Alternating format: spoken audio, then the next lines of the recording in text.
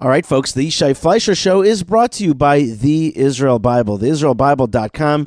It's just an incredible compendium for you and your home. It's a way for you to understand the Bible better than you ever did before with great English, great Hebrew, but also commentary by some of the most renowned people, put together by the great Rabbi Tully Weiss, and brought to you in an incredible, well-produced package that's going to adorn your bookshelf, but also adorn your mind. And just as I open it up to this week's Torah portion, which is Beshalach, I look at it, and it says the verse, Tavi'emo v'tati'emo behar nachalatecha, machon l'shivtecha pa'ata Adonai, mikdash Adonai, konenu yadecha. You will bring them and plant them in your own mountain, the place you made to dwell in, Hashem, the sanctuary, Hashem, which your hands established. Now, what's so neat about that is that it's a fabulous verse, and it has it in Hebrew and English, but because it's such a special verse, it also has it transliterated in English so that you could read it if you don't know how to read the Hebrew. So it says, Tavi'emo, v'tati'emo, behar nachalatcha. It's meaning to say, if you're a person who wants to get closer to the Bible and you're an English speaker, you want to take it one step further, you want to read it better, maybe you're just learning Hebrew and you just want to pronounce it correctly, it helps you do that as well. It's a fabulous product, and I'm very proud that the Israel Bible is a sponsor of the Yishai Fleisher Israel podcast. Check it out at theisraelbible.com. And, of course, put in coupon code Yishai and get 10% off. God bless you and enjoy the Bible.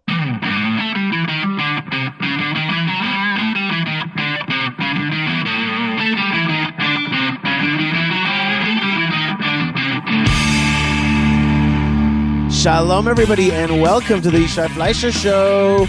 Broadcasting live from Judean to the world. You're a part of it wherever you are. Shalom, and welcome to Malkah Fleisher. Hello. Good to have you on the show again. Yes, it's good to be here yet again. Yet again. From our living room. Yes, and we are joined this week, not actually on the show, but we are joined this week by two of our children. That's right. Who are in isolation. Right. From school, because here in Israel, we're still doing isolation from school. Right. For coronavirus. Right. Even though I want to say, thank God, basically international studies and Israeli studies are all showing that this Omicron, thank God, Baruch Hashem, exactly what we were praying for, is not that bad, generally, for most people. For almost everybody, basically, except for very people with all kinds of pre-existing conditions, older people, etc. Everyone should be healthy anyway. But we're still doing bidudim. We call it bidud. This comes from the word boded, which means by yourself, alone. So we have two kids who were sent home from school because they had a classmate with COVID, Omicron. Right, probably a vaccinated kid. Right, and that's the thing. That's the other thing. People are starting to. It's funny how here in Israel it goes from like first we did fear, and then we did calming down, and then we did fear again, and then we did calming down, and now we do anger, and then calming down, and then anger, then calming down, because basically as time is going by... Wait, you missed an emotion. There's also facetiousness and sarcasm. Well, that's like a general Jewish trait that never leaves us. And by the way, that Jewish trait was born in this week's Torah portion. Ah, yes. Yes, the famous line in this week's Torah portion, I mention it every year, but the famous, the Seinfeldian line, the Jewish people, I mamish in my mind's eye. You gotta say it. I'll say it in a second, but I could see that it's actually Seinfeld himself, that it's a Jew very much looking like Seinfeld, who was like, what? There were no graves in the desert? In Egypt? There were no graves in Egypt? That you had to bring us out here to kill us in the desert? What? So that's exactly, it's a great line in the Tanakh, and it's totally unnecessary, that line, other than to tell you that there's this Jewish humor, there's this Jewish sarcasm in the darkest moments. It's just the Jewish people just say to Egypt, to Moses when they're in Egypt, when they're in a tough spot in Egypt, they just say, why didn't you, why did you take us out here? Were there no graves in Egypt? And that line is just not necessary. It's just to tell you that there's going to be a Mel Brooks, there's going to be a Seinfeld, there's going to be great Israeli comedians as well, and that's just part of our thing. It's a little bit dark.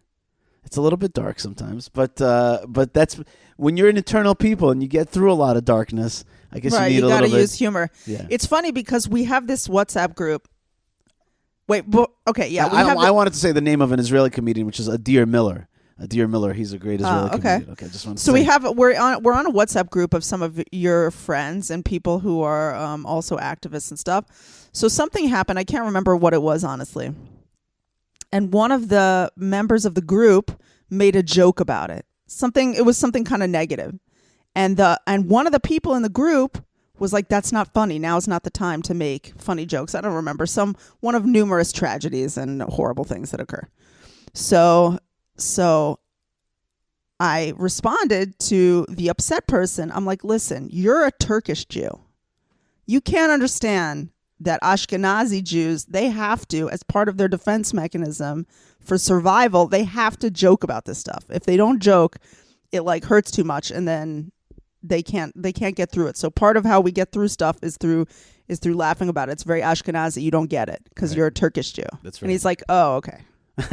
That's absolutely. And then right. he felt better. And as you're saying that, Malkah, I just drove the kids to school, and then I was coming back here to record with you, and I was looking forward to it. And then I started listening to the news, but lately I've been a little bit more allergic to listening to the news. So I did what I've been doing recently, which is to turn it to music channels, which I never did before. Why? Oh, you mean as opposed to like news talk shows? Right, news as talk opposed radio. to news talk radio, and which I used to listen to religiously, but just recently I just have not felt like it, and hit the music channel. But the music channel was Galgalatz, which is the Army radio station, and the Army radio station was like, well, on a sad and tragic day like this, we usually, we play these, sad songs, these calm songs. Everybody should have a regua day, a calm day. And I'm like, I don't even know what they're talking about. And then I switched it back to the Israeli channel, to the news channels, and it turned out that last night, a horrible incident took place in which soldiers of some very elite units terrible ended up by mistake shooting one another, thinking that both sides each were one terrorists. thinking the other was terrorists. And these Right. are like really super trained, highly elite Israeli soldiers. That's right, from the Agoz Brigade. Ugh. And my friend Jake served in the Agoz Brigade. Two of them attacked one of them Uh-huh. because the two thought the one was a terrorist, and the one killed the other two because he thought they were terrorists. Oh my gosh. And that's what happened. The one killed the two. And this poor person, it's the tragedy is just, it's so It's really massive. three people. It's three people, right? Because it's two. That man is not, I don't know what you do. I don't know. It's horrific. I'm sure they're from the same, like those are his friends probably. Right. It's just unthinkable. We need so much siyata dishmaya right now. We really need we need divine mercy. I'm going to say something. They don't pay me the big bucks to do this show to just say the polite and nice thing. All right. Okay? So I'm going to say the not polite and nice thing. All right. Is this going to hurt? And earn my bread, okay? What happened was really, truly tragic and is a scar. And that is by itself. But if you also want to take that as a parable for what's happening today, there's a parable in there, which is that we're shooting one another instead of taking care of the bad guys. And our guns and our emotions are way turned inward instead of outward. And instead of holding on to our land, expanding our settlement and our growth in our land, we keep on tearing up our own land, and we keep on allowing marauders and what's it called when groups invaders and takeovers and squatters to take over our land. And instead of taking care of them, we are constantly infighting. And even this morning, within my chat group, there was a video of Prime Minister Netanyahu ripping Prime Minister Bennett for not doing more shots or that he hasn't done the right, that because of him people don't have confidence in the vaccine. Right, or something like that. And I'm just like, and I thought to myself, I'm like, first thing, Bibi, God bless you. But like, are you not a little bit more above that you have to make a video ripping the other prime minister? That's one. Right, it's a lot of petty politics. Petty infighting politics. Petty and infighting. And so when my mind is like a, I think in terms of like parables and literature a lot of times, like that's just the way that it works. And the minute I heard about this horrific incident, which was, I'm sure, technical and a mistake and a mistake in communications. And, clearly, it was a mistake. Yeah, Clearly it was a mistake. That's the story. And highly motivated soldiers that are good, and I just like, but the parable here is exactly what's happening writ large, which is that we're shooting one another. That's simply, we're shooting one another instead of shooting the bad guys. Right. A gun. Who was it? I forgot. One of the famous authors, once said, I don't remember who it was, but it was like if there's a gun in maybe it was Joyce, I don't remember, but it was, if there's a gun in the first scene, it's got to shoot at the last scene. Right. Like it's got like weapons will be discharged. Weapons will be discharged, and the question is, like, are they going to be discharged at the people who are trying to kill you, or are they going to be, discharged at your own people? And that's what I see. I see our own state apparatus shooting itself. And later on the show today, we'll be speaking with a very special interview with Jeremy Gimpel and Tehilla Gimpel, both sitting down with me to talk about their effort to save the Ezra Schwartz Vineyard in the Arugot Farm, and parts of the state of Israel trying to uproot that vineyard. Well, they're also, they're just part of a real state confusion about what it wants to do, what it believes in when it comes to Jewish development, planting, agriculture in the land of Israel. This is the Shemitah year, which is the Shabbat of the land. Basically, the land is supposed to remain fallow, but the state doesn't really overly promote this idea of the Shabbat on the land, just like it doesn't really overly promote the idea of Shabbat in your houses. There's a big discussion of whether there should be public transportation in Israel on Shabbat. That is, frankly, a longer, many decades conversation, but nonetheless, it's sort of risen up again. We also had this incident recently, and it's still a little bit ongoing, which is that the Jewish National Fund. So many of you out there probably know what the Jewish National Fund is. It's also in Hebrew called Keren Kayemet LeYisrael. And it's so old school, right? It represents old school Israel, planting trees in the land of Israel. One of the big hasbara points that people love to make is that Israel is the only country that started off with more trees than it started with in the last decade. Keren Kayemet LeYisrael is known for going out to different places and starting to forest them, or to just develop them, in terms of growth and trees and things like that. It's interesting that you use the word forest as a verb, to forest. Right. And that's something that you just don't hear in other countries.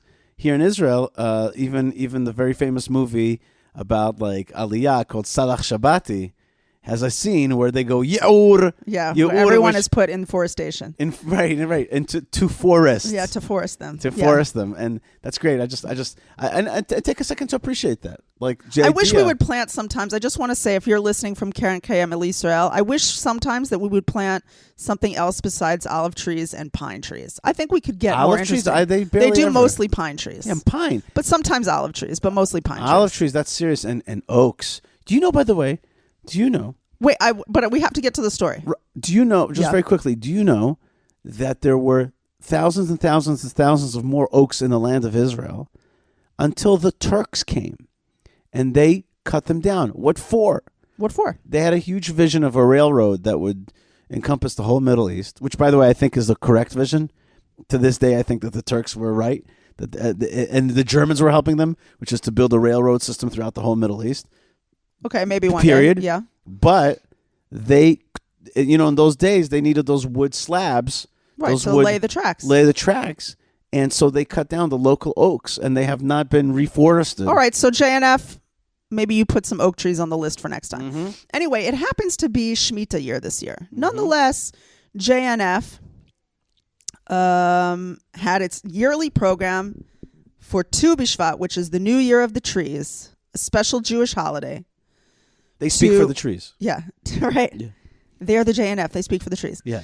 That's what that should be their slogan, right? Yeah, a little Lorax. Put a little Lorax on there. We speak for the trees, for the Israeli trees. So they went on a little planting journey down to the Negev, because it happens to be, incidentally, that the Negev is what they call a machloket, whether it counts as the land of Israel according to the for purposes of like this Sabbath issue.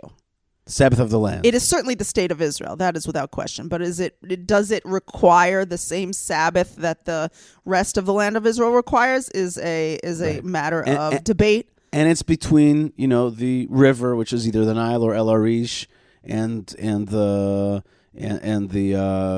Euphrates. It's definitely in this landmass here, the land of Israel. It's definitely part of the promised land to Abraham. The question is it the essential land of Israel? Right. Does it need the Sabbath or not? Right. Does it need the Sabbath or not? Very so some good. people say yes, and some people say no. Right. Okay, so the JNF, relying on the no, went down to plant some trees.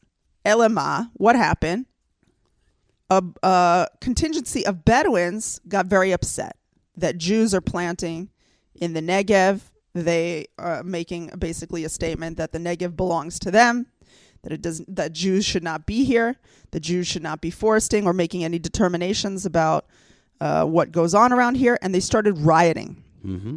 This rioting made it into the news, partially because it was backed by one of the most linchpin coalition members in the Naftali Bennett administration coalition, and that is Mansour Abbas, who is the head of the Ra'am party. If any of you know anything about Israeli politics, you've been hearing his name a lot.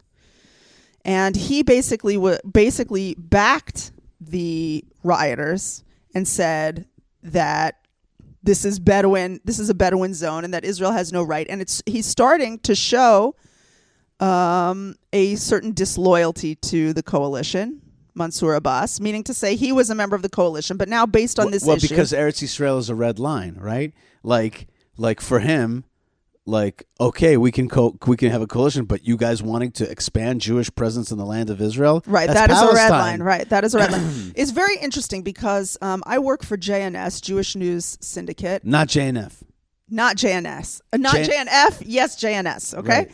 And I've been seeing articles recently by a few opinion writers who are really so excited about this Mansour Abbas. They're like, he's made some statements about how Israel was born a Jewish state and it will remain a Jewish state, things like that. And his joining of the coalition, which is really unprecedented, right, for an Arab party to join the coalition, made people believe that this is like some kind of new era a la the Abraham Accords, where Arabs show that they really can have like an affinity for Jews and respect Jewish presence in the Middle East. People have adhered him to that. They have said that Mansour Abbas is like in this vein of the Abraham Accords. That comes from that spirit. And look at this, like we really can have peace in Israel, Arabs and Jews, and they respect us. And look, we can move forward with them. And now a big question has been raised as to how true that actually is, because Mansour Abbas is basically saying, I'm not going to be voting with the coalition anymore. And things are a little shaky. So then what happened? The JNF, Jewish National Fund, is in a predicament, because if they stop their planting, then they're a bunch of lamos, right, who capitulate to terror. But if they keep going, then they stand to be the impetus for the destruction of the coalition.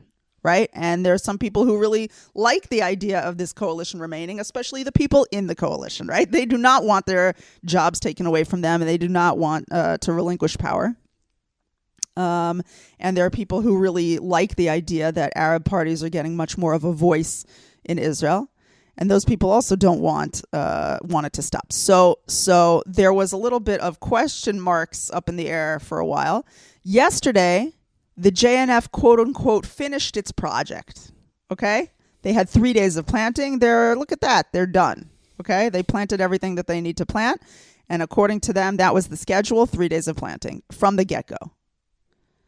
But last night, after the project was already done, look at that. They're still rioting.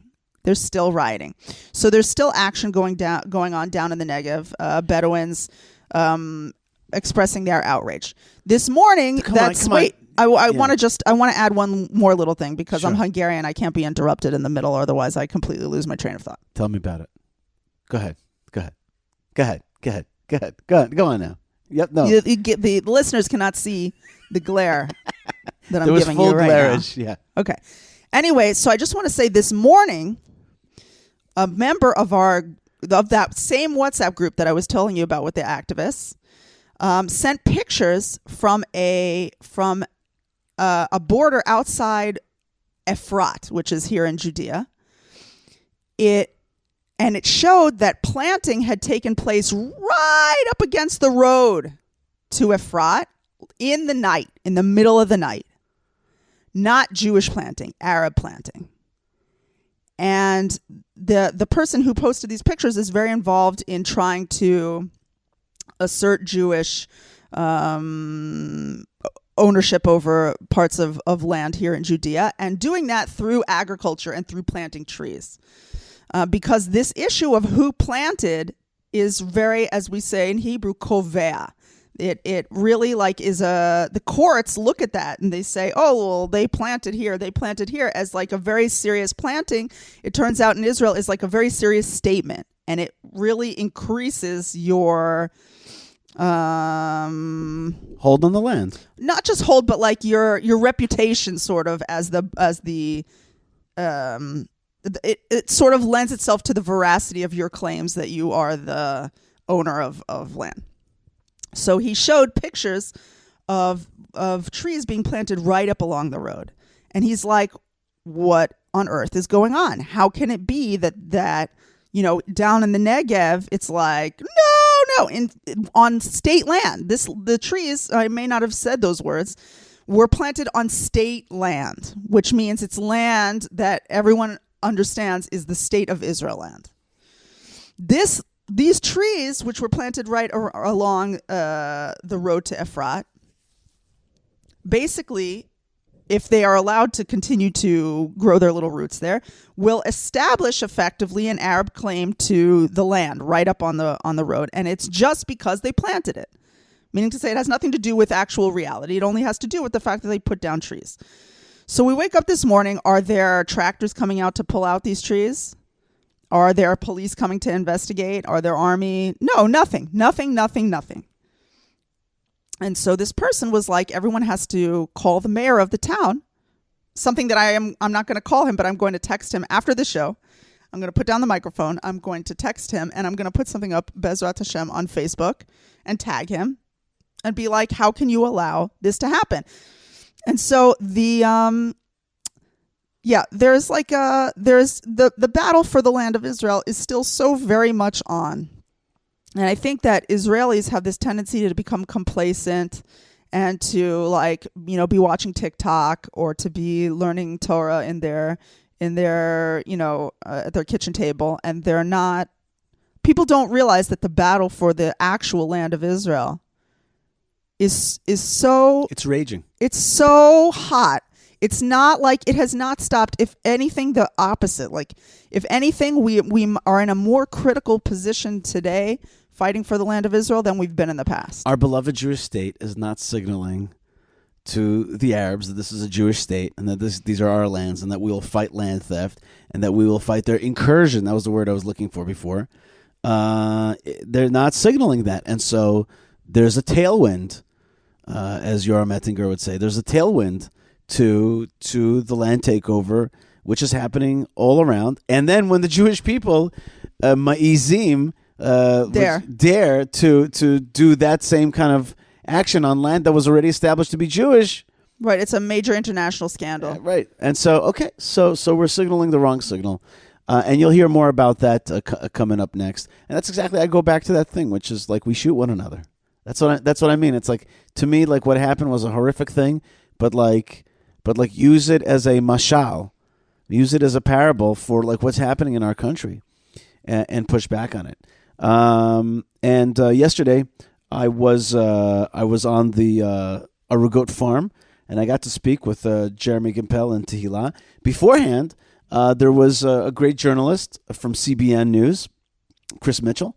CBN is Christian Broadcasting Network, and he was out there. And I got a chance to talk with him a lot about the stuff that we're talking about right now, which is the crisis of the state of Israel. But we can't leave people like this, Yishai. No, we cannot leave people like this. So what are you going to say? Well, first thing is that and that's that's exactly what I was going to get to. I told Chris Mitchell, so he's like, what's the prognosis for the whole thing? I said to him, it's birurim. It's siphoning. It's figuring it out. It's refining. We're in a process of refinement. And I said to him, the Bible is not an easy document, and so our current story is not an easy document, and we're going to have to enter into a time of education. We're going to have to enter into a time of education, a time of re-education, really, which is really two things, I think. One is Bible and Bible heritage and Bible consciousness, and two is national state. The national state is an okay and normative phenomenon around the world. Those are two twin issues that people don't understand. I see that now. I've like it's become refined in my head. I see that they don't understand the biblical past and heritage that gives us our history, and they don't understand that an ethnic national state is an okay and normative phenomenon. And this other thing that wants to replace us, Palestine, is uber ethnic national state. And so we have to assert ourselves. And maybe a third thing is there are rules in the Middle East. I think maybe that's a third thing. Those are the 3 points. Like, one is there's the Tanakh. 2 is that ethnic national state is right. And 3 is you got to play the rules of the Middle East. You cannot play around with the folks around here. And I don't just mean the Arabs. I mean everybody. You can't treat it as though we're in Liechtenstein over in Europe or something like that. And even those guys defend themselves, and know that they don't want incursion. You got to be tough out here. You got to be tough on incursion. It's like you got to make sure that these things do not pop up and take over your land. And I'm happy about what's happening in the Negev now, because it's showing them. I wrote it on Twitter. I called it Shomer Chamot Shtayim, the last battle. What was it called in English? The last conflict. I don't remember what it was called, but in Hebrew it was called Shomer Chamot, defender of the walls, right? And I'm like, this is the same thing. They're rising up inside of Israel, not Judean Samaria. Because Judea and Samaria, there's nothing more Israel than Judea and Samaria, but for argument's sake. Right, no, for understanding's sake. They're rising up now of these people that are called so-called Israeli Arabs. Right, and these are people with citizenship, and we're talking about mainstream Israel. Right, okay, so there you go. That's what's happening right now. Anyway, I hope the good news is that there's a wake-up call. There's going to be a wake-up call. This, incidentally, after Israel, did the very, very controversial move, which many Israelis were unhappy with, which is the electricity law, effectively legalizing tens of thousands of Arab illegal buildings. Because here's the dumb way of understanding that. Wow, we just gave them this gift. They should be satisfied. They should be satisfied and thankful. That's the stupid way of understanding it. That's the person who does not understand the way of the Middle East. He just doesn't get it. It's very Western. It's perfectly stupid. It's like you just do not understand how people think around here at all. And here's the right way to understand it, which is, oh my God, the Jews just legalized our land grab here. That means they're weak.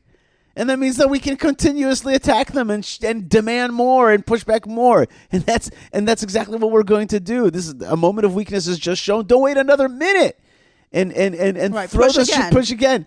And that's the way of the Middle East. And if you don't understand that, you are just plain old dumb. And you just do not get what's going on right here. Or you're been blinded by your own ideology. Okay, I just want to do a little shout out, Delightful Malkah. Reminding people, by the way, that there are many beautiful factors in Israel, which is a strong economy and strong Torah. I want to say that backwards. A strong Torah growth in the sector of, and not in the sector, in all sectors of starting to become more conscious of the Torah, and that means that you're going to be more Bible-y conscious, more national state conscious, and more Middle Eastern-y conscious, which is what we need. I think I'm really glad we had this discussion now. Now I'm really happy. I've now refined it into what needs to be an article, which is like those 3 things, the consciousness strengthening in those 3 departments. That's the way to understand the Middle East better. But I do want to do a tiny shout-out, Malkah, tiny shout-out to Uncle Seth. That's right. Who is Uncle Seth? Rabbi Tully Weiss, who puts out the Israel Bible, wrote to me and he said, hey, my uncle listens to your show. And actually, Uncle Seth sent Tully a little message, Rabbi Tully, and he says, please tell Yishai and Malkah that they have a crazy uncle who quote unquote lives in Israel vicariously through their podcast and many others. I've been listening to him and Malkah since they started at Arutz Sheva at least 10 years ago, and when they lived amongst the Arabs outside the old city. Malkah brings a lighthearted perspective to the podcast, which we could all use. Thank you. So there you go, Malkah. Wow. And shalom to Uncle Seth, and God bless you, and Hi, thank Uncle you so Seth. much for being with us, and lots of love to you, and thank you see us soon. That's right, and keep living both vicariously and not vicariously, but let us hold hands across the Atlantic and be strong together in the process of moving the Jewish state forward. God bless you, and thank you very much to the Israel Bible and some of our other sponsors, including JewishPress.com, who do a great job of getting our show out. JNS.org just put out my article about Desmond Tutu, our little experiences back in the day. That's right. It was Cardozo Law School. At Cardozo Law School, our experiences with Desmond Tutu and what Desmond Tutu really what his real achievements are, and also Prohibition Pickle, which bring a delightful delight to our delightful Shabboses. And that's and I wish right now I'm salivating because I haven't eaten yet today. Why? What do you want? I'll get it for you for Shabbos for Prohibition Pickle. I want some salami. Mm-hmm. I want some salami. I want some good mustard, but not the granule-y mustard that we have in the fridge. Yeah. A more yellowy mustard, like a good quality, but on the yellowy side. You know what I'm saying? Shmiri. Get a little not shmiri. With little balls. A little mayo. A little lettuce. A little mutton. Mutton, lettuce, tomato. You know when they slice the mutton thin? Real okay. nice and thin. And so that's Prohibition Pickle. Thank you very much. And, of course, Hebron, the Jewish community of HebronFund.org keeps the place strong, keeps the mamas and the papas safe. Please be part of that effort. I also want to thank Moshe Herman, Ben Bresky, Tabitha, Lou, and Yocheved for getting the show out to you through the net waves. Please be part of helping me get the show out further by ranking it highly, by doing internet things that get the show out, like, tweeting it, Facebooking it, whatever it is. If you think the show is good, send it to a friend. And that's the thing I ask of you. The other thing I ask of you is go to buymeacoffee.com/Yishai and buy me a cup of coffee. People have been doing it. It's really neat. Nice. It's so nice. What a and it's feeling. a way also if you I've want never to been so get on the caffeinated. newsletter. That's right. It's a way also to get on the newsletter if you're not getting Yishai's weekly newsletter. It's brief, it's visual, so it's not just like a ton of text and stuff. It's fun. And it's very nice, and you find out about nice stuff. That's right. So support the show by buying me a coffee, or support our bigger projects by going to YishaiFleisher.com and our donate page there. And finally, write me an email, YishaiFleisher.com. Love to hear from you so much. It makes a big difference in my life when I see your email pop up in my inbox. And lastly, I want to thank Hashem, God Almighty, for giving us the opportunity to be alive at this great time and be part of this great story and have any role, any part in it to move it forward. Thank you, Hashem, so much for your great gifts. Yes, Malkah. I just want to say also that this coming week is Tu B'Shvat. Right. And we talked all about the Jewish National Fund planting for Tu B'Shvat. And I just want to say that I think that there's something kind of, to wrap up that story that we were talking about, there was something kind of beautiful about the fact that Tu B'Shvat created this, raised this issue. It's like the land of Israel herself is like, excuse me, okay? I belong to the Jewish people, and like, yes, you're going to have a flare-up over me. This week, the Gimpels had to fight for the land of Israel. We're in Efrat, they're fighting for the land of Israel. And the land of Israel doesn't want to be thought of as just a place where you park your car and live your life. The land of Israel is holy, it's special, it has its own special, beautiful little holiday. And I really want to bless the land of Israel as we come up to Tu B'Shvat, that it will be filled with beautiful fruit trees and shade trees for the Jewish people and for peace-loving people who want to come and see Hashem's land and be part of the experience. All right, Malkah, let's listen to the next segment of our show, which is Jeremy Gimpel and Tehilla Gimpel on the Arugot Farm. I also did a video with Ari Abramowitz. That's on my Facebook page and my Twitter and the other outlets. But check out, coming up right now is my discussion with Jeremy and Tehilla about what went on to fight. And in the meantime, stop the destruction order against the Ezra Schwartz Vineyard in the Arugot Farm. Here we go. All right, folks, Yishai Fleisher here, and I am on the Arugot Farm. I went here today because it's a nice day, and some of my kids are in so-called quarantine, bidud, whatever, although they're not sick. And then I listened to one of my messages, and it was one of my producers, Lou. And Lou says to me, he leaves me a message saying, please get us an update on what's going on the Arugot Farm. The whole world over, the whole Jewish press has written about the effort to the Israeli army's effort to uproot a vineyard here in the Arugot Farm. Some of the famous folks that live here are Ari Abramowitz and Shana and Ari Abramowitz, and of course Jeremy and Tehilla Gimpel. Jeremy and Tehilla are with me right now. Guys, thank you so much for joining the show. Great to be here. Hey guys. Tehilla, this may be your first time on the show, is that right? It's my first time on the Yishai Fleisher show. It's very exciting. So this week we were poised this Monday to have a big protest and to try to push back on Israeli forces, Israeli Jewish IDF forces who are going to come to uproot a vineyard here. Let's just get technical here. Tell me exactly what the claim was and why they were saying that they were coming here to uproot it. Okay, so the Arugot Farm is inside the blue line, which means it is state-zoned land. And for the last 20 years, every community, every village in Israel that's within the blue line has planted orchards, trees around their village, even if it has not yet been declared as state land, because likelihood is that it is also state land, and it makes the land beautiful. And in 20 years, there's never been a tree that has been uprooted, Tzamud Kav Kachol, that has been right next to the blue line in state land that has not yet been declared as state land. And so our vineyard is just like that. It is Tzamud Kav Kachol, right next to the blue line. It has no private claim on the land. No one said it belonged to them. We're at the edge of the desert here. The desert doesn't belong to anyone. No one was ever here until we came here. And what did we do? We were fulfilling the Jewish dream of making the desert blossom again. And so, why did they come to destroy our vineyard is literally, absolutely illogical. There is no reason. It's insane. Imagine all the things the country needs to do now in the height of Corona. Hold on. I'm gonna pause you right there. I just want to get first to the technical details. I want to understand. Tehilla, help me out. Help me understand why the state of Israel figured that this is an important thing to do right now. Why was there claims? What were they trying to do? What were they like? What's the thing behind this? Why allocate manpower or woman power to kick Jews out of a vineyard here in the desert? So I think that I would say here you have an example of the complication in our government being that Benny Gantz, as a representative of the left, and people who vote for him want to see him do left things. Benny Gantz is in a position where he needs to bring something to his voters and show them that he's doing something.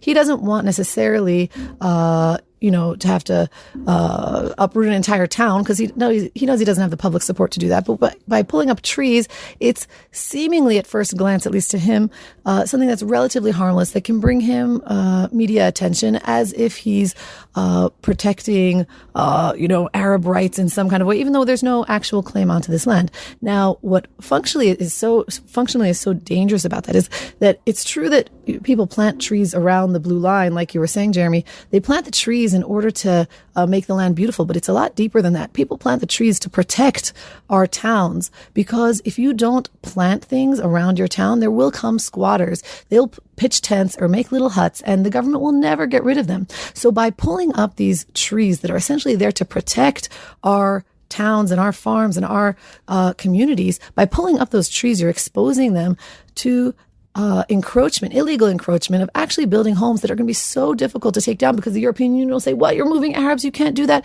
So by doing this, it's a lot deeper than pulling up this tree or that tree.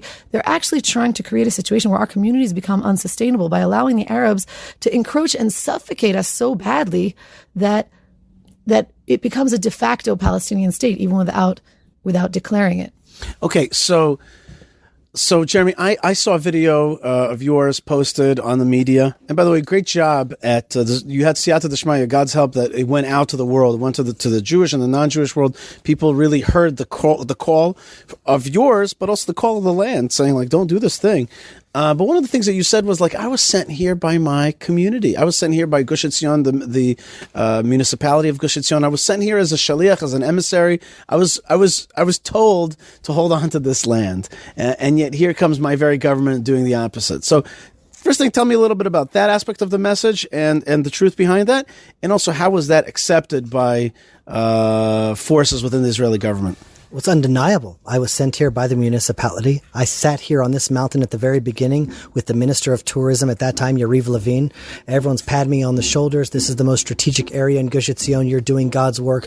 Because the reality in Israel today is, even if there is land that is within the blue line and comes an illegal Arab squatter and pitches a tent and plants a tree, in today's political reality, you can't remove them. So we came out here with a very clear mission to guard, protect, and settle the land of Israel.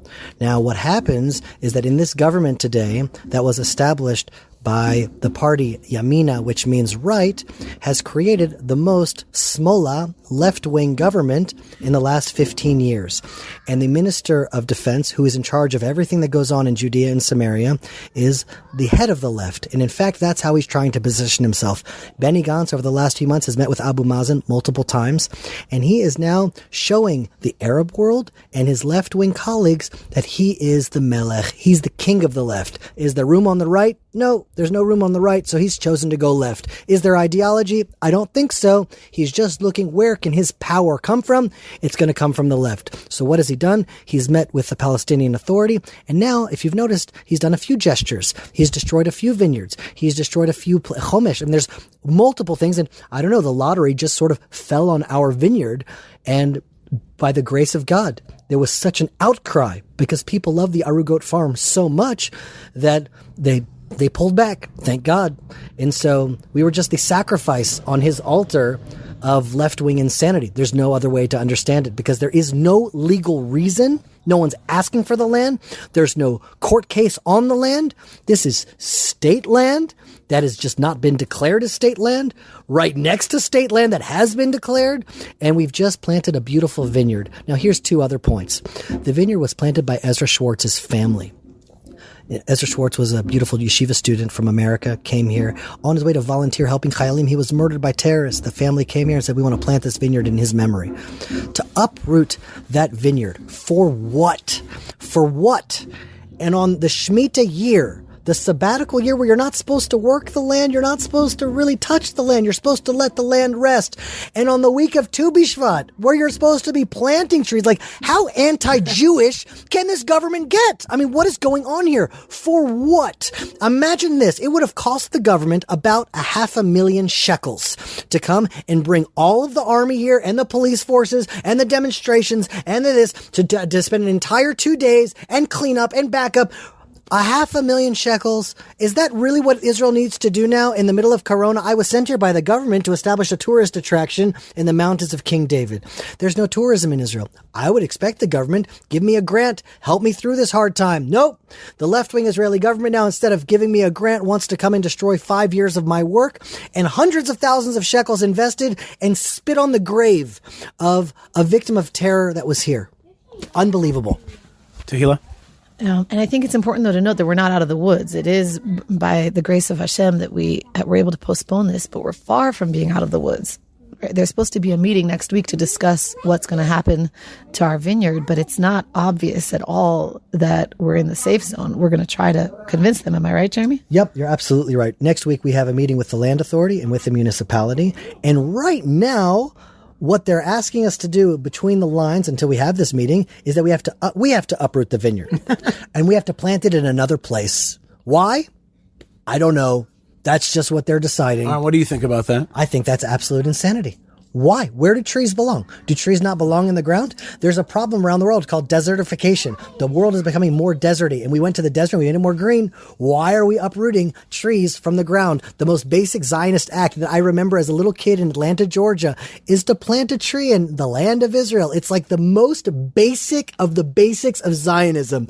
And this Jewish government on Tu B'Shvat wants to uproot the most basic Zionist act of planting trees. It's just insanity. Well, there you go. That insanity is something that a lot of people have actually been witness to. And we have a lot of friends who have already either left Israel or been emotionally broken by it. A good friend of ours, a mutual friend of ours, used to be a great activist. He's just gone into the business world. He doesn't want to deal with it anymore. He can't face this kind of madness. And, a long time ago, I formulated for myself that the eternal people, nothing can stop us except for an internal self-destructive mechanism. There's something in the Am HaNetzach that is self-destructive, and it's like the contra to our eternity. Another thing is that very same guy that I told you that was a great activist who just went into business. He told me years ago, he said, listen, this country, our beloved Israel, its founders would prefer to hand over the keys of the country to the Arabs than to the religious Zionists and the Haredim and the Sephardim and all that kind of thing. He would prefer that it goes away instead of becoming what he kind of wants to become internally, which is this religious Judean state with a strong identity, a biblical identity. They want to get away from that. At the same time, I want to tell you, I'm speaking to young Israelis in Tel Aviv. They live a life where the most important thing right now is technology. Learning technology, passing the ability to be technical to kids. And Israel just had its biggest year of fundraising. About $25 billion have come into Israel, to the Tel Aviv Israel, to the high-tech Israel. And so in their mind, they're living over there in this peaceful bubble. It's a good world. They look behind, when they look at the mountains of Judea and Samaria, it looks like we call in Hebrew Arei HaChoshech, the mountains of darkness. It's just why do I want to deal with that? Why do I want to hold onto this place? They cannot rationalize and create a rationale for themselves of any reason to be part of this thing. Until they come here. Right. Until they come to the Arugot Farm. Because we've had so many people from Ra'anana and Tel Aviv and Herzliya, and when they come out here, they faint. They're so taken with the beauty of Judea, and all of a sudden they're connected to the source of who they are. Because why are Jews called Jews? It's because we're from Judea. Mm-hmm. Japanese are from Japan. Jews are from Judea. That's the truth. It's not that this land belongs to us. We belong to this land. And when they come here and they connect to this land, they connect to themselves, and they realize that a Jew that isn't in Judea, an Israel that doesn't have Judea, isn't Israel that just doesn't have our roots. We don't know who we are. And so maybe they feel that way, but it's just because of a disconnect. And that's one of the missions here at the Arugot Farm. On one hand, of course, we want to reach out to the whole world and make this a global destination of spirituality. But right now, HaKadosh Baruch Hu, the Holy One of Israel, has made it very clear. Our aim now needs to be on Israel. Next week, I'm meeting with one of the most successful investors in high-tech companies in Israel. And my request of him isn't money. It's, I want the number of all of the CEOs of your high-tech companies, and I want their Yemei Gibush, their fun tour days that they all do. I want them to come out to my mountain and connect the Jews of Tel Aviv to the land of Judea. Because once they hear, then it's, I don't want to sound dramatic. It's life-changing. They see Israel differently. They leave here different. Their connection to the land is different. They come here and it literally changes their lives, changes their perspectives. It happens to radical left-wing people have come here and they've left with tears in their eyes. That's what's happened.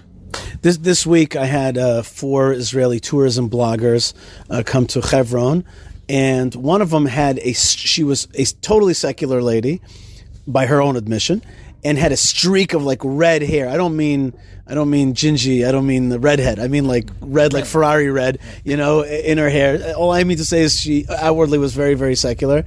She came into the tomb of the patriarchs and matriarchs, the Marat Machpelah. She started crying, and she's like, I cannot believe I have this emotional response. I cannot believe that I'm feeling like this. Anyway, we probed her a little bit. And she's like, let me call my grandma for this second. Turns out that her great grandparents were Jews living in Hebron until 1929 were evicted, and were one of the few 8 families that pushed back to live in Hebron in 1931 and again kicked out in 36. So she had in her the blood of like a deeply Judean Hebron connection person, and she didn't even know that. She didn't even know it. And she started crying.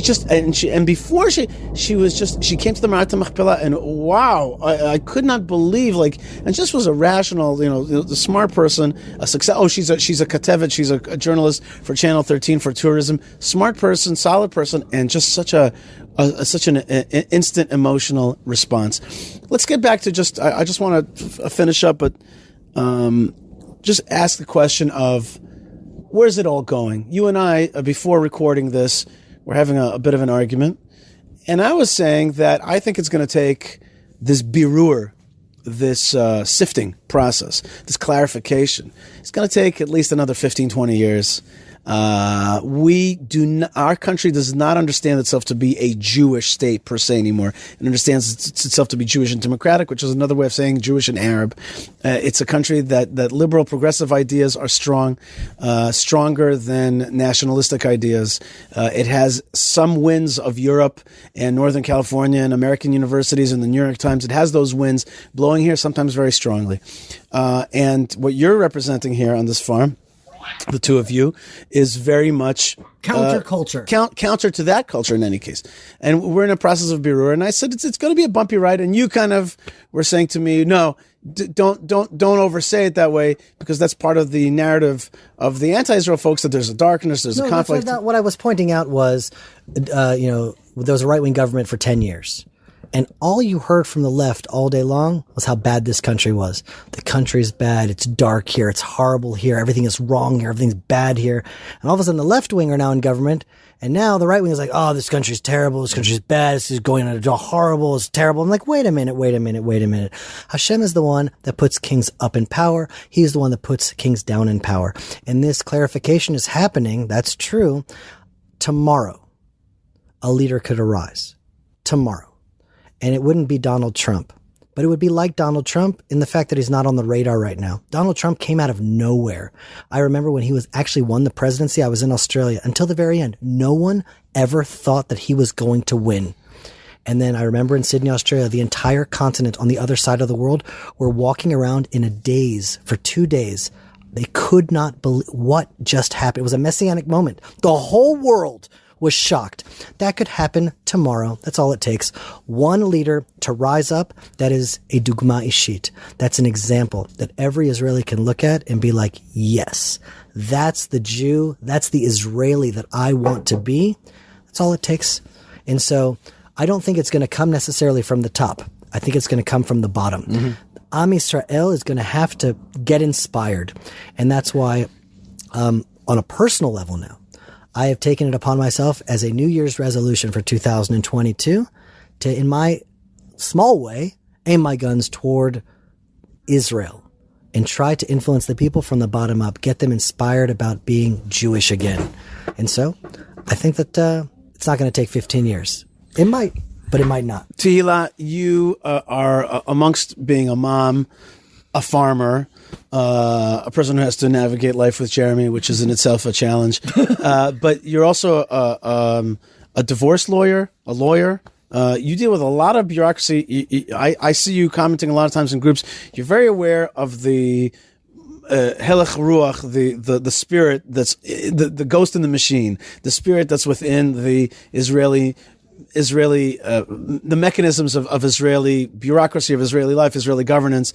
And you kind of see Jeremy just gave us a kind of messianic vision. Is your vision the same, that you see that it's going to there's going to be just some kind of inspiration, or is there, or how do you see the process of birur that's happening right now, the process of trying to understand where the Jewish state is really going, and the kind of its next turns on the road to the Beit HaMikdash? Okay, well, the short answer is going to be I don't know. The longer answer is going to be that I imagine it's going to be somewhere in between what the two of you guys are saying, because I agree with you, Yishai. It's a lot deeper than just not having the right leader. There's an undercurrent of very kind of anti-Jewish, Eurocentric, progressive thinking that's pervaded so much of our civil service. Excuse me for my voice. And so that really is at the root. And it would seem that it would take a very, very long time for that to be fixed. And I don't know, Jeremy, if it's right that just a leader can, come and, turn it in at the snap of his fingers, turn it upside, turn it all over on its head. But on the other hand, I'm going to take an example from something that's totally unrelated to this, which is what we're all going through with the whole COVID situation. If we look at that, there's something about how quickly our entire, we were just talking, you and I, Yishai, about the craziness of the rules, but we all know the rules, right? It's like all of what we thought about life doesn't work the same way anymore. And how quickly that happened. We just got used to, you're not allowed to travel normally. You're not allowed to send your kids to school normally. And we're like, okay, that's new life. How fast we were able to adjust to an entirely new way of thinking. And people who used to be like, freedom, are like, no freedom for you. It for me showed the malleability of consciousness, and things that maybe seem really immovable could actually be moved under the right circumstances. And so I would say that you're right, that really those philosophical undercurrents are what need to change. But I don't necessarily think it could take 15 years, but I think it also could move more quickly, with under the right circumstances and type of discourse that we need to be having that can change the way people look at things. I want to stick with you, Tehilla, for one more point, which is also before recording, we a little bit talked about some of the political machinations that took place in order to convince the government not to uproot a vineyard in Judea. And I just have to say this parenthetically, while giving about 50 billion shekel to illegal Arab building and legalizing it and giving them electricity, right? One of the things you told me is that you helped produce some videos that spoke to some Knesset members, to some leaders, and like what was important there was emotionalism and a little bit of tears, and so like, yeah, there's a legal case here, and there are like big forces, and then sometimes it gets reduced to like a little video that gets sent to a particular Knesset member who speaks to another Knesset member. So just tell me a little bit about that. Like how does this like rich Jewish state, fighting for its survival after 2,000 years being reborn after the Holocaust, it still comes down to those moments of like making the video with the tears and a view of the beautiful land of Israel. Well, it's actually funny because I always tell my clients, they're like, well, tell the judge this, tell the judge that. And I always say to them, before judges are people, before judges are judges, they're people. And so you have to, all those legal arguments are important, but it's all about how we make them feel. They have to feel something when you tell them this story. And the same is true with everyone. A politician, yes, they have their policies and they have their things, but in the end of the day, at least I believe that they're still people, and that an emotional outcry can move them. And Jeremy said to me, Tehilla, I need you to make an emotional recording.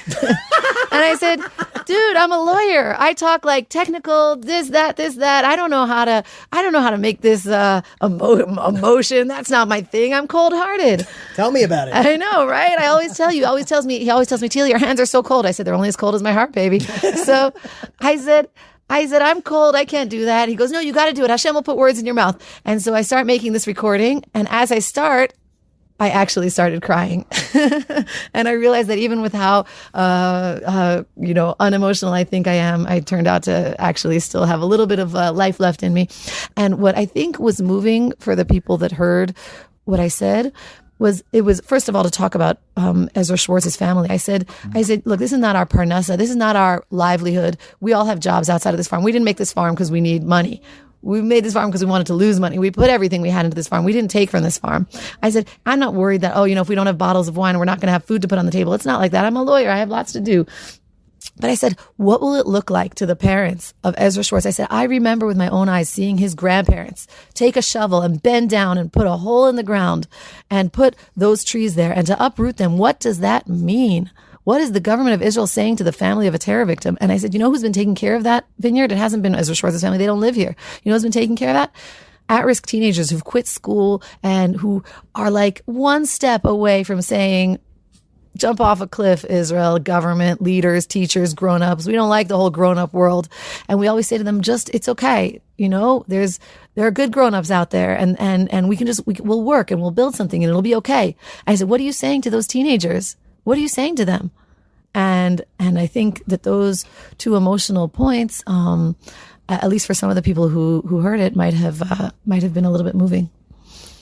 Yes, and it was shown in the halls of power, and may have moved the levers of power to stay this execution of uprooting a small vineyard in the desert in Judea on almost state lands. On Tu B'Shvat. On Tu B'Shvat, on the Shemitah year, right? On the year where this land is supposed to be left fallow, left to grow naturally. And not to mention, by the way, the many Arabs who want to see a strong Israel and want to connect to a strong Israel, who see all the time that, in fact, they might as well put their lots with the jihadis, or at least put their head down and not say that they stand with Israel because Israel is not really going to be strong. All those mistakes, and yet at the same time, both of you not only exude positivity, but this farm exudes that positivity, and those young people will have a different chance at life if they look at it. Yeah, I want to just say two things about that. That, about a half a year ago, we had all these at youth. Risk at use. Risk at risk youth. You at can do risk. it. You're going to be at risk. Thank you. I'll just send you back to school. And in fact, two of them now, just Tehilla, because she's so good at bureaucracy, just fixed them to be in national service under the genre, or whatever it's called, of youth at risk doing national service. Mm-hmm. And a lot of them are really just like one step away of giving up on the country. They're like, this state, just the hell with this. And the fact that they're building up the country here.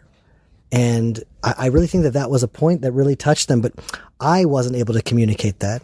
And I'm always in the front, and I'm always in the headlines, and Ari and I are on the television screen, and Ari and I are on the podcast. But it's just amazing that the real power behind this farm is a bunch of kids that we brought in to help them and give them a home. And then in the end, their presence here protected our home. And then even more powerful than that is Tehilla is really the one that was the power behind the heart. That was it. We were able to convey our hearts to these people, and not the legal claims. But really, what is the mission of this place? And it's just to bring light into the world. And what the state of Israel is going to just bring darkness onto the light that we're bringing. It's the state of Israel that itself wants to be lit up. It's going through this process. It wants to be a light unto the world. Maybe it's scared of that. Maybe it's scared of its own shadow. Maybe it's scared of its own light. And that's the process we're going through. I want to thank you very much, both of you. And I want to share with you what I think everybody that's listening and around the world feel, which is Yishai, the Arugot Farm. Long live the Arugot Farm, and may it continue to be a source of blessing and inspiration to Israel and to the world. Thank you. Amen. Thank you. Thanks, Yishai. Bye, everybody. All right, folks, I hope you enjoyed Tehilla Gimpel and Jeremy Gimpel out at the Arugot Farm here in Judea. Very, very great conversation and interesting. Let's get to a little bit of table Torah. Malkah, thanks so much for joining me for this last section of the show. And just this part of the show is a new thing that I'm developing, which is like, I want you to be able to say something over at the table, at your Shabbat table. So I've prepared some thoughts for you, and here's the part of the show which is okay, you can connect it to your Dvar Torah or use it as is, but it's table Torah. So here's what I want to talk about this week's Torah portion, which is Beshalach. Beshalach is a Torah portion which is too big. There's too much stuff in this Torah portion. It's too emotional, but the central visual thing. Let me tell you what it includes. It includes the manna. It includes Amalek attacking the Jewish people. It includes the manna bread. It includes the leaving of Egypt. It includes striking the rock the first time for the water. It includes a lot of stuff. But the central image of it all is the splitting of the Red Sea.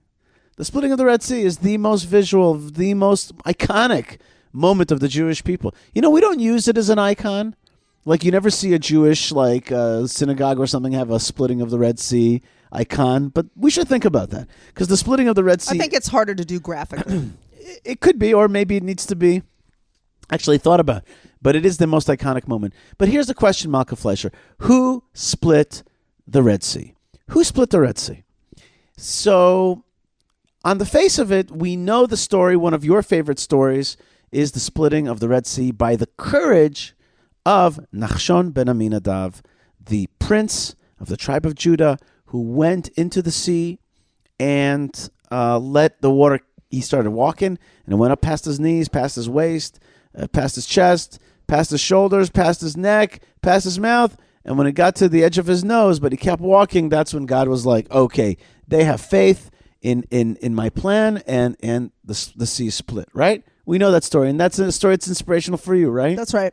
And the reason it's inspirational for so many people is because it's a story of following God in times where it's not certain, like in the Holocaust, etc., and still having faith in Hashem and having faith in the great story that will unfold. And that you don't also have to be like the big fancy pants in the story in order to make something earth-shattering happen. Right. Very good. Right. Because he's not a Moshe. He's not like he's not a starring cast. Right. He's like an extra. Right. Basically. And he like gets in there and he changes everything. He's a little bit more than an extra, Nachshon ben Aminadab. Okay, he's an extra with speaking. With a little speaking It's part. called Malkah, a cameo. Okay? Yeah, he has but I'm saying he's not one of the like big guys. That's right. You know what I'm saying? Right. Now let's keep going. So that's who split the Red Sea, right? But then there's another person who split the Red Sea. Who split the Red Sea it was like really Moshe Rabbeinu, right? Moshe Rabbeinu. He and Aaron they put out his staff. Put out his staff. But then there's another person who really split the Red Sea, and that is the bones of Joseph. The Medrash says that the bones of Joseph, which we're told in the beginning of this parsha, are taken from Egypt with them, and they're taking the bones. They're taking the casket. They're taking the bones with them. That's one of the arks they're carrying. And by the way, Rashi says that really they're carrying all the 12 tribes, the casks of all of the 12 tribes. All the brothers. All the brothers. Oh, wow. The tribe heads. Every tribe has got their guy, got their founder. That they're taking them to the land of Israel. Wow. That's right. And but the Medrash says that when the cask of Joseph's bones, when they reached the water receded. Why? Because the water said, Anus mipnei hanas, I will recede from he that receded. He that overcame his inclination with Mrs. Potiphar and didn't succumb to the wiles of Mrs. Potiphar. He overcame his nature. Says the water, I too shall overcome my nature and do something unnatural for myself. I will pull back just like he pulled back. And Joseph, and there's another way to understand that. One way is the way we just explained it, which he overcame his nature. But another way is he's the one that brought them down. He brought them down to Egypt. He brought them to exile. And so it only fits that he's going to bring them back home. Oh, nice. It's like, I brought you down here, but wasn't my purpose. I wanted us to be, I was working God's plan to make us a great nation. I'm Joseph. I want to go back to the homeland. So of course, he's the one who's knocking on the doors of Eretz Yisrael. So of course his bones are going to split the Red Sea. So who was it? Was it Joseph, or was it Nachshon ben Aminadab who really split the Red Sea? And I have a very special answer, and that is, if you think about it, Nachshon ben Aminadab is the prince of Judah. He is going to be the predecessor for King David. And so therefore he represents Mashiach ben David. He represents that Judean, but from Judah line of kings that's called Mashiach ben David. And Joseph's bones, they represent Mashiach ben Yosef. There's two energies in Israel. One is the Joseph energy, one is the Judah energy. And they represent different things. The Joseph energy represents the infrastructure of things. It represents the building of wealth and buildings and the infrastructure that creates Jewish life. And the Judah energy, the King David energy, represents the spiritual component within that vessel. But when those two forces combine, nothing can stop them. It is when those two forces of Mashiach ben Yosef and Mashiach ben David, when they combine, that is when you can split the Red Sea. Things get supernatural. That's right. Nothing can stop this force when it comes together. Okay?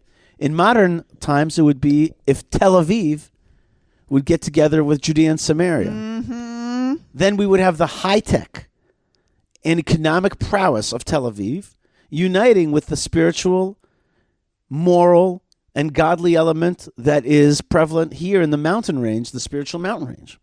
I dare say, Yishai, I just want to throw it out there, and I don't know if you'll agree, but I would say that there is an element in religious Zionism which really tries to combine those two things. Absolutely, you're right. Absolutely. It tries to combine the modern world, the international aspect of being a Jew, with the holiness and the purity of being a servant of Hashem.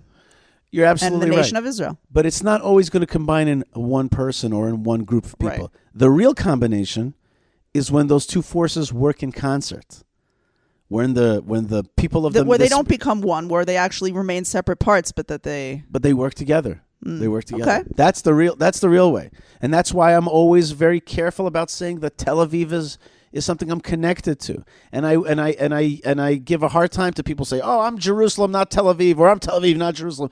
I say, don't talk like that. That is the opposite of the energy that we need. We need the energy of being able to combine both of those forces, that prowess, both of those prowesses. That splits the Red Sea. And let me tell you one more component, because we're still in Table Torah, one more thought about that, which is, have you ever wondered, Malkah, why is it that Kalev ben Yefuneh and Yoshua ben Nun were able to stand up to 10 other tribe heads when they gave the good report of the land of Israel against their bad report? How were they able to go against the 10 leaders of Israel? They're a minority fighting a majority. Not only that, the Jewish people believed the bad report. And how is it that Joshua and Caleb were able to withstand that, say their truth, then walk in the desert for another 40 years, then lead the Jewish people back into the land of Israel and fight wars and defeat the very enemies that they had seen 40 years before? Where do they get that strength? Did you ever think about that? And the answer is, think about it again. Yoshua ben Nun is from the tribe of Ephraim, from the tribe of Joseph. He is the continuation of the Joseph energy. He is Mashiach ben Yosef. And who's Caleb? He's one of the princesses of the tribe of Judah and one of the predecessors of King David. He's from Mashiach ben David. When these two forces, Mashiach ben David and Mashiach ben Yosef, get together, they could defeat the Jews that are afraid. They could withstand the desert. They could go back in the land of Israel and defeat the enemies and restart the Jewish Commonwealth, begin the first Jewish Commonwealth in the land of Israel. That's the power of these two forces together. That splits the Red Sea. And that's what they really mean when they talk about unity. People say unity, they throw it out there, unity, unity, unity. That's what unity is. It's when those two forces can work in concert. So I want to wish everybody a Shabbat Shalom and lots of blessings from the land of blessings from Eretz Yisrael. And thank you so much for being with us. Please write me an email, yishaifleisher.com. I hope that you appreciated a little bit of Table Torah. Would love to hear yours as well. And I want to thank again Ben Bresky, Yocheved, Tabitha, Moshe Herman, and Lou for helping produce this show. Lou actually had a hand in this week's show. He helped me have the idea of interviewing the folks at the farm. Good. So thank you very much to Lou, and thank you very much to all of you.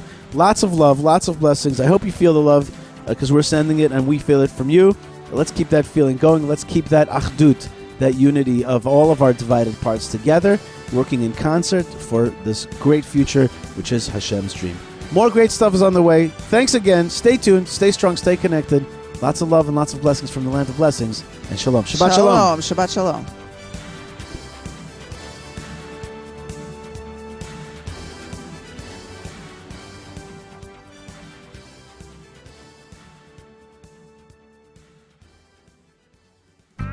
My name is Jeremy Gimpel.